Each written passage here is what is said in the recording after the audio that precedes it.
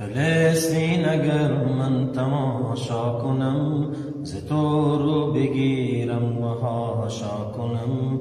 به محشر چه در پیش پروردگار بیارم که ساکت نشستم کنار. به پیش محمد قسم خوردم که گردن به حکم تو بسپردم. اگر تیغ بر گردن من نهن، وگر زر و زن رشوه بر من دهن. نخواهم زر و زن نترسم ز تیغ، من این جان از تو ندارم دریغ. من این خطه از دست دشمن کشم، و یا جام شهد شهیدی چشم.